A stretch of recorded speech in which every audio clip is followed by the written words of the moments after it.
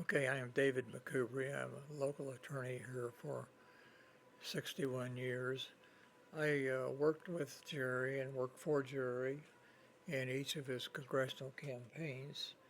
When he was running for the House of Representatives, I would be in charge of 6 to 10 counties in North Missouri in that district. And my job was to organize the counties and find a leader in that county who could get the people out to vote and to vote for Jerry.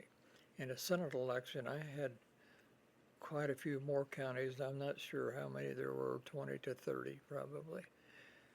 But on August 3rd, 1976, during the election, around noon, Jerry came to my office, as he did with each election date, and how he knew, but he generally knew how it was going and whether he would win or lose. And he always won every one that I was involved in, and not because of me, but because of him. But he would come up and we would talk, and on this third day of August, Ken Harden and my son Dana, one of my sons, Dana, was in the office, and Jerry was getting ready to leave, and he said, well, I guess you're going to come to Kansas City for our celebration. And I said, no, I really don't want to. And my son Dana said, well, I'd like to go. I said, okay, I'll go if you want to go.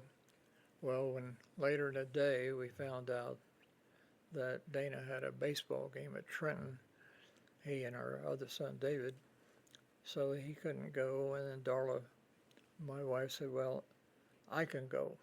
So I don't know exactly who I called, but I called somebody to get our names on the manifest. And I was working around on my back porch before we were supposed to go to the airport. And Darla brings the phone out. I had a call from Jerry, and Jerry said, do you mind not going? Our kids would like to go. And I said, not at all. Please do. Take them.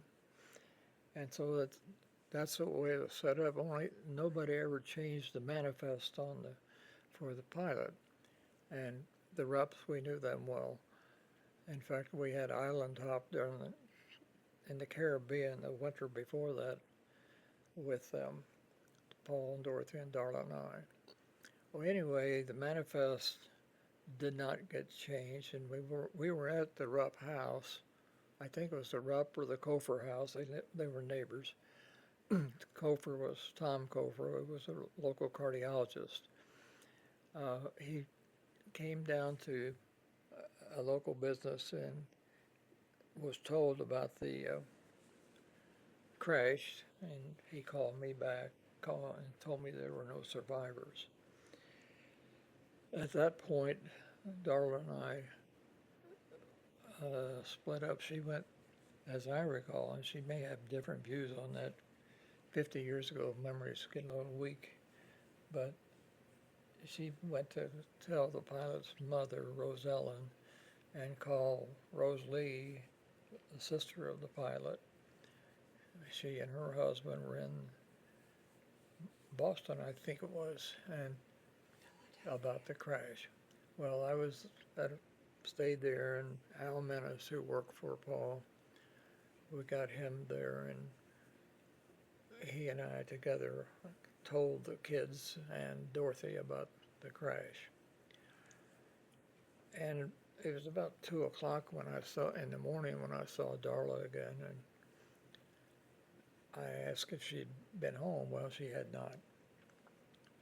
And I said, somebody probably needs to do that. So I called home, and a lady answered. I was curious if I'd misdialed. And she said, no, no, this is Linda Saunders. I said, what are you doing there? And she said, we thought you were on the plane. And we hadn't even thought about our kids or our family. And I started getting phone calls from lawyer friends all over the state about, were you on it? Well, obviously we were not. Well, our sons came back from Trenton, and my law partner, Lloyd Cleveland, was out at the airport, and Sheriff Kelsey Reeder confirmed to them that, yes, Darla and I were on it.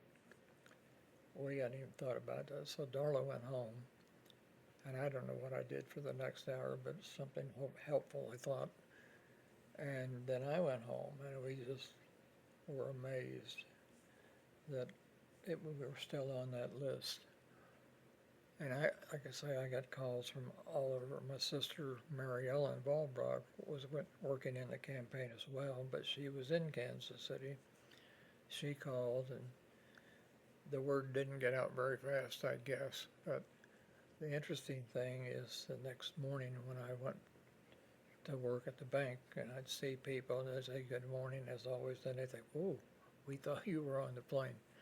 It was kind of an eerie feeling, but it was the way that's just the way it happened, and we were very, very fortunate at the whim of two young kids, or we would have been on there with them.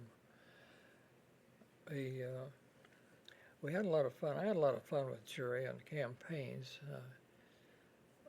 One story particularly I remember, we had a driver by the name of Moss.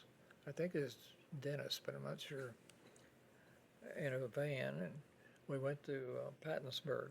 And on the way up there, Jerry asked me about the Pattonsburg Dam project.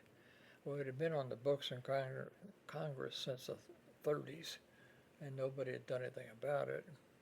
I said, well, if we flooded Pattonsburg, they'd move them up on the hill, and then put a retainer, and that would stop all the floods downstream, including Chillicothe. So I said, you're going to be asked that question. And I didn't have any idea what he thought about it, but until first question right out of the box, they went, what about the Pattonsburg Dam? And he went in and described how beneficial it would be. The Pattonsburg people didn't agree with the idea, and on the way out of town, they were beaten on the side of the vehicle we were in. And Jerry said, I don't think I'm going to be asking you about anything else. I think that's a good idea. But another interesting thing with Jerry, he always was pretty folksy in his presentations when we go to various luncheons, and we had a time schedule that we were supposed to keep. We rarely kept it, but being 15 or 20 minutes late 3 times, you're going to miss one's whole meeting. And I would usually be sitting close up, and I'd point to my watch, and he said, I can't understand whether Dave's trying to sell me his watch or what he's trying to sell me. Well, it was funny. We had a lot of fun, but we worked really hard to get the vote out. And he was such a good candidate. He was folksy enough to really identify with the people. The people loved him and respected him.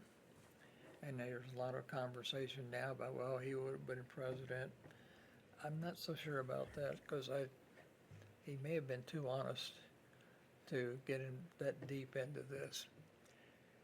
He was, he told me when Nixon was going to quarantine Congress, and wanted to know if they could do that. And I said, well, he can, but he's going to be hard pressed to handle it. And so he never did. But Jerry's democratic tendencies were good at that time, unlike what I think he would think today. I don't think he very well of their tendencies now. I think they're gone off the deep end, but that's for me. But Jerry was a very good candidate, a good friend, and he was your friend, many of our friends, and he was a good, loyal person, and we lost a good patriot there. I don't know of any other stories right off the hand. We had a lot of them in various luncheons that we attended, and they were fun, except I think he overused the idea of me trying to sell him a watch. But of course the people listening, they had not heard that before. They always thought it was funny. Again, we lost a good patriot. He was a good friend.